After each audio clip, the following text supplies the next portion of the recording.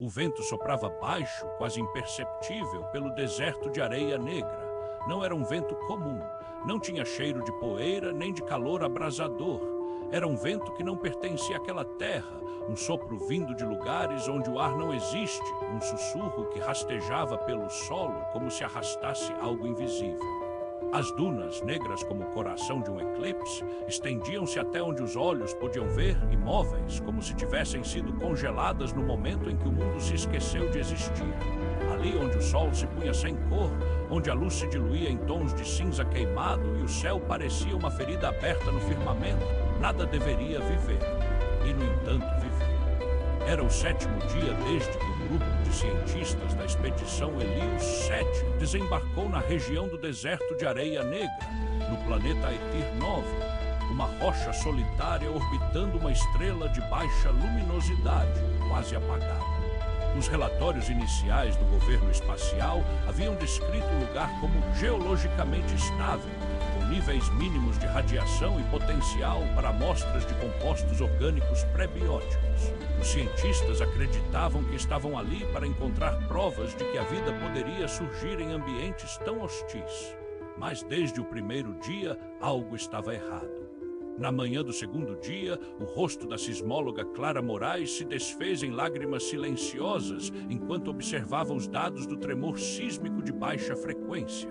Não era um tremor normal. Era um padrão, um ritmo, como batidas de um coração. E pior ainda, o sinal não vinha da crosta, vinha de dentro. É como se o planeta estivesse respirando, murmurou, olhando para o monitor como se esperasse que ele lhe respondesse. Ninguém respondeu. O comandante da missão, Renato Vargas, tentou acalmá-la. Usou o tom profissional que aprendeu nos treinos de liderança em missões espaciais. Mas mesmo ele sentiu um frio na espinha ao olhar para os dados. O sinal não era apenas uma onda, era uma sequência. Uma repetição de 13 batidas, seguidas de um silêncio de 2, 3 segundos e depois mais 13. Uma métrica que não se encaixava em nenhum modelo geológico. Era musical. Na terceira noite, o astrofísico Luiz Farias foi chamado para ver uma anomalia no espectro infravermelho do horizonte. Ele foi sozinho com uma lanterna de luz fraca. O deserto não era escuro, era opaco, como se a escuridão tivesse peso. Quando se aproximou da posição do sinal, os fios do seu traje de campo começaram a vibrar. Não era eletricidade estática, era uma ressonância. E então ele viu. No centro do horizonte, onde o céu e a areia se encontravam em um ponto impossível de definir, havia uma mancha. Não era uma forma, não era um objeto, era uma presença. Como se o próprio espaço tivesse sido dobrado sobre si mesmo como um véu rasgado. A mancha não refletia luz, não emitia calor. Mas quando Luiz olhou para ela, sentiu que a coisa o olhava, não com olhos, com a ausência de olhos. Com a ausência de tudo. E então, em seu cérebro, como um grito silencioso, ouviu: "Não saia." Ele não sabia o que era, não sabia se era uma alucinação, mas seus dedos tremeram ao apertar o botão de transmissão.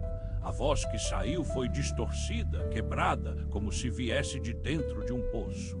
"Comandante, há algo no horizonte. Não é terra, não é espaço, é agudo, vivo."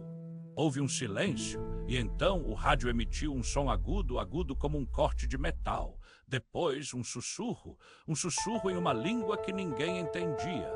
Mas todos, e mesmo os que não tinham treinamento em linguística alienígena, sentiram que era um nome. O nome era Chitar. Na manhã seguinte, o doutor Armando Reis, biólogo da equipe, foi encontrado no laboratório, sentado diante de um microscópio, olhando fixamente para uma amostra de areia. A amostra estava viva, não com células, não com DNA, com algo mais antigo, mais errado. As partículas da areia se moviam em padrões que não obedeciam à física. Eram como minúsculos organismos, mas não eram. Eram feitos de silêncio. "Eles estão se alimentando da escuridão", sussurrou Armando, sem olhar para ninguém.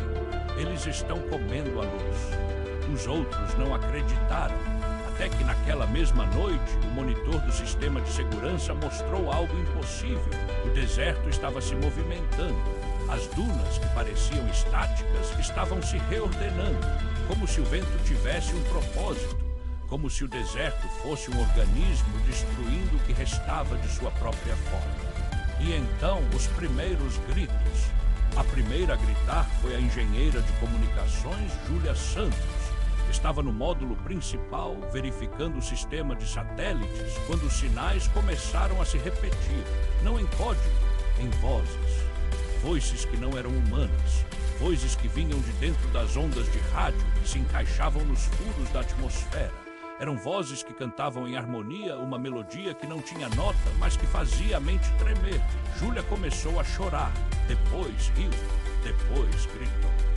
Eles estão nos ouvindo, eles estão dentro das ondas. Ela bateu na parede do módulo e a parede respondeu como se fosse uma membrana, como se fosse viva. No dia seguinte, o comandante Vargas decidiu que era hora de partir. O planeta estava enlouquecendo. As leituras de radiação tinham subido sem explicação. Os sistemas de navegação estavam falhando. E mais assustador ainda, o tempo estava se distorcendo.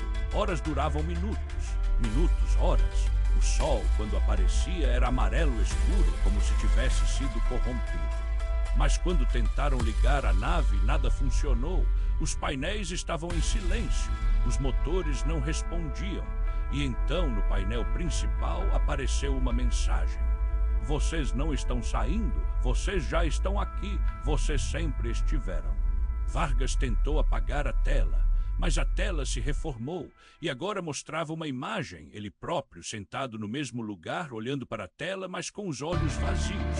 E atrás dele, no fundo do módulo, algo se movia, uma sombra sem contorno, um ser sem forma. Naquela noite, o silêncio voltou, mas não era o silêncio de antes, era um silêncio vivo, um silêncio que respirava. E no meio da escuridão, os outros membros da equipe começaram a ouvir. Ouviu-se uma voz, não vinha do rádio, não vinha do alto-falante, vinha do ar, como se o ar fosse um canal, como se o ar tivesse sido moldado para sussurrar. Só vocês podem ver, só vocês podem escutar. Vocês foram escolhidos para ver o que os outros nunca verão. E então uma nova voz, mais próxima, dentro da cabeça. Vocês estão mortos? Vocês só não sabem ainda. Clara Moraes foi a primeira a desaparecer. Acordei no chão do módulo com os olhos abertos, mas não conseguia mover os músculos. O que via era o teto, mas o teto estava mudando. As placas de metal se dobravam como pele e de dentro brotavam filamentos finos negros que se enroscavam ao redor de suas pernas. Ela tentou gritar, mas a boca não funcionava e então sentiu que estava sendo sugada. Não para o espaço, para dentro. Quando os outros a encontraram, 3 dias depois, ela estava sentada no centro do salão, vestindo apenas um traje de isolamento. Os olhos estavam abertos, mas não havia pupila. Só um brilho prateado como metal fundido, e ela sorria.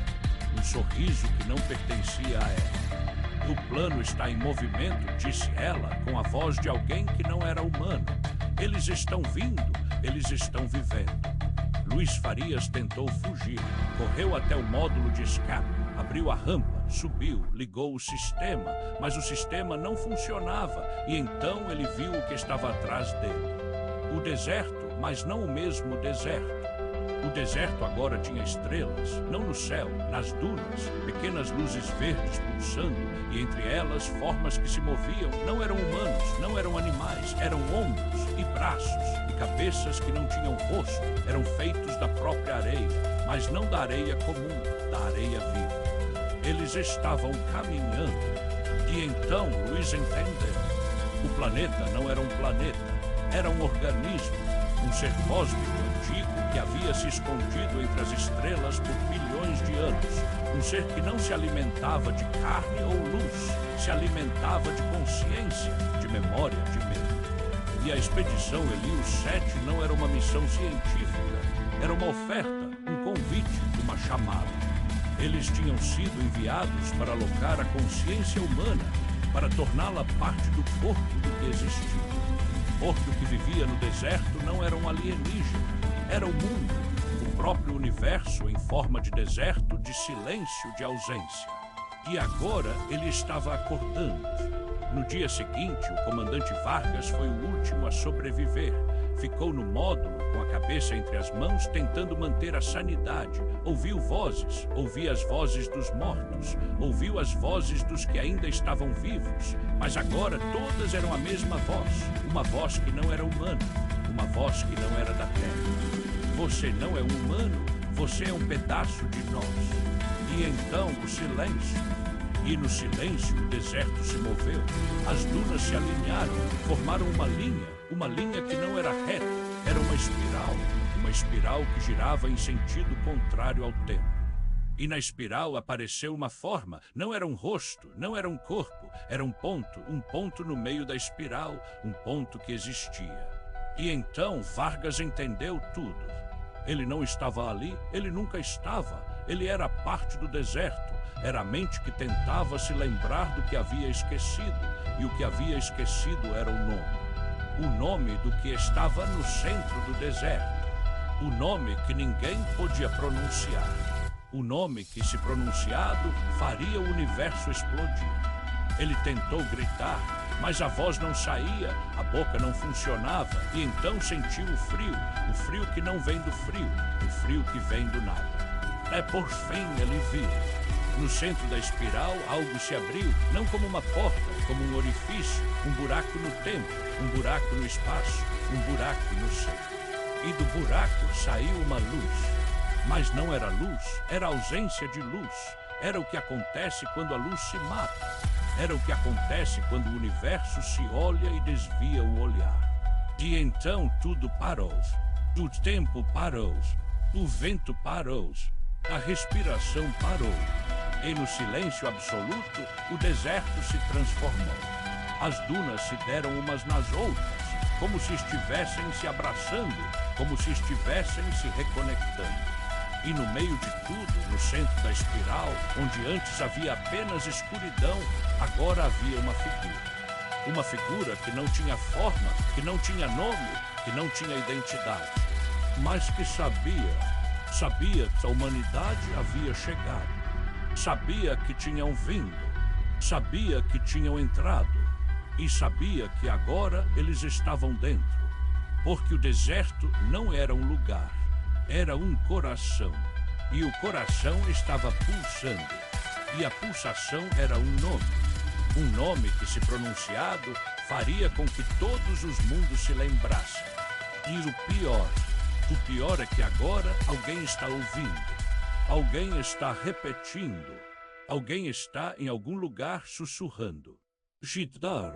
E no fundo do deserto, onde o vento não sopra mais, onde o tempo não existe, onde a luz não é luz, onde a morte não é morte, algo se moveu. Algo que nunca foi humano. Algo que nunca foi animal. Algo que nunca foi nada. Mas que agora finalmente está vivo. E está com fome. E está esperando.